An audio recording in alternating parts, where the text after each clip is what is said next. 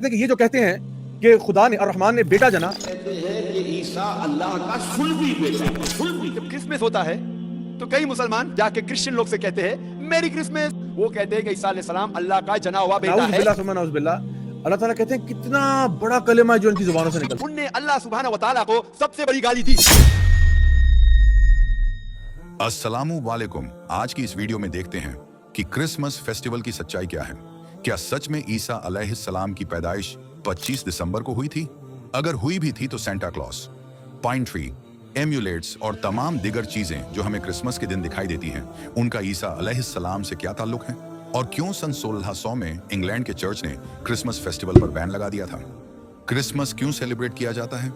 ये जानने से पहले हमें समझना होगा विंटर सोल्स्टिस के बारे में।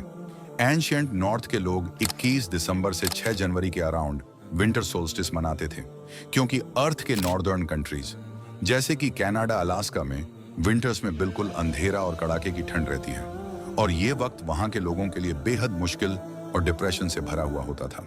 लेकिन हर बुरे वक्त के बाद अच्छा वक्त भी आता है।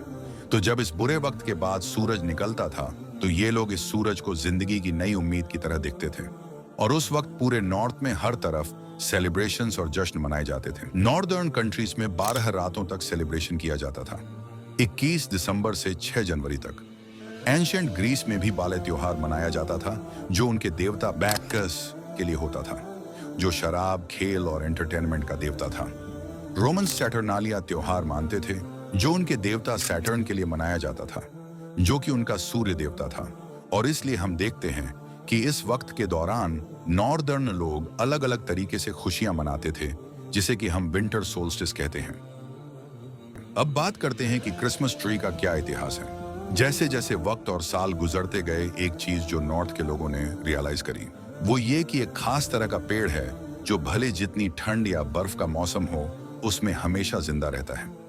ये था दी एवरग्रीन ट्री या दी पाइन ट्री। धीरे धीरे नॉर्दर्न लोगों ने इस पाइन ट्री को अपने घरों में रखना स्टार्ट कर दिया, ये मानते हुए कि इस पेड़ के अंदर जिंदगी की अनोखी ताकतें हैं, और इस पेड़ को रख के सजाना और डेकोरेट करना शुरू कर दिया। तो अब आपको कुछ कुछ समझ में आ रहा होगा। देखते ही देखते ये पेड़ बहुत पॉपुलर हो गया। इस पेड़ से बने हुए एम्यूलेट्स और तमाम और चीजें लोगों ने अपने घरों के दरवाजों और दीगर जगह पर लगाना शुरू कर दिया, इस उम्मीद में कि ये हमेशा जिंदा रहने वाला पेड़ या जिंदगी देने वाला पेड़ ठंड के खौफनाक मौसम से उनकी हिफाजत करेगा। यहीं से शुरुआत हुई क्रिसमस ट्री सजाने की।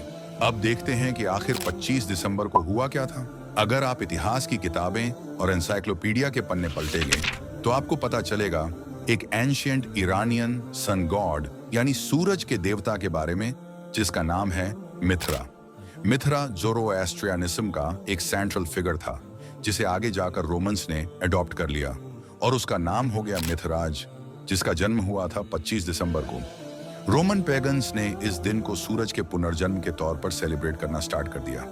ये लोग इस दिन को सेलिब्रेट करते और ब्रेड और वाइन के ड्रिंक बनाते।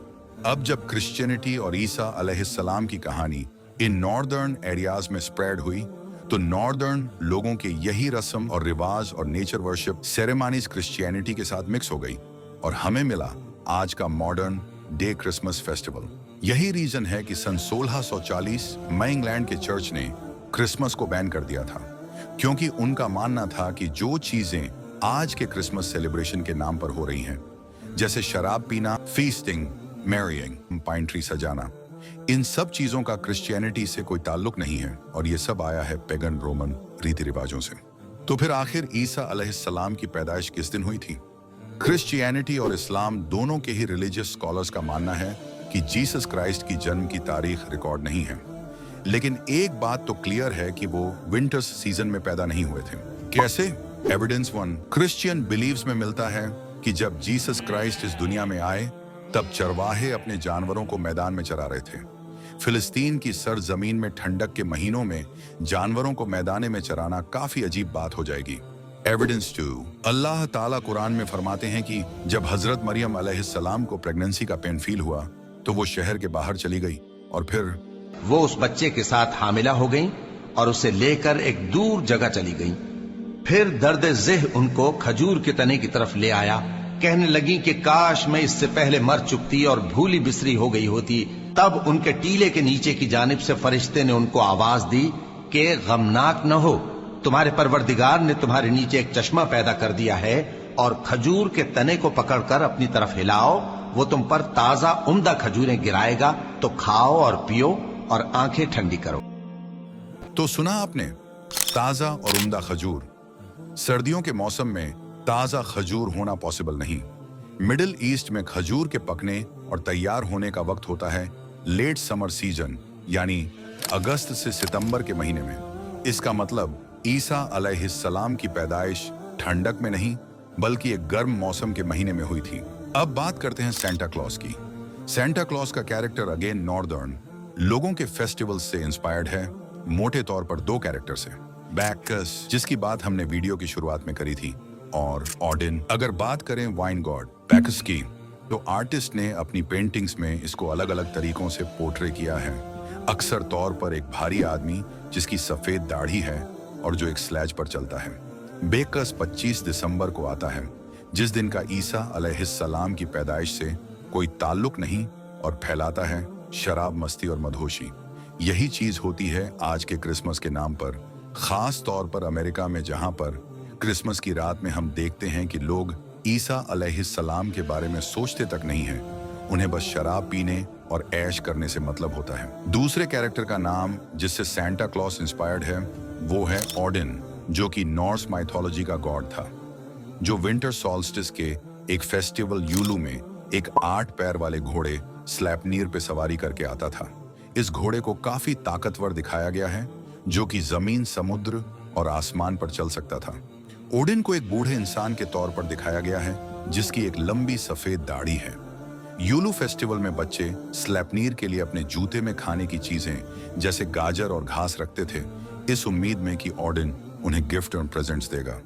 ये ट्रेडिशन आज के सेंटा क्लॉज के ट्रेडिशन से हूबहू मिलता जुलता है। तो देखा आपने कैसे क्रिसमस के दिन का क्रिश्चियनिटी या ईसा अलैहिस्सलाम से कोई ताल्लुक नहीं, लेकिन आज पूरी दुनिया के लोग इस पैगन फेस्टिवल को सेलिब्रेट करते हैं। इसी के साथ वीडियो को खत्म करते हैं। उम्मीद है आपको ये वीडियो पसंद आया होगा।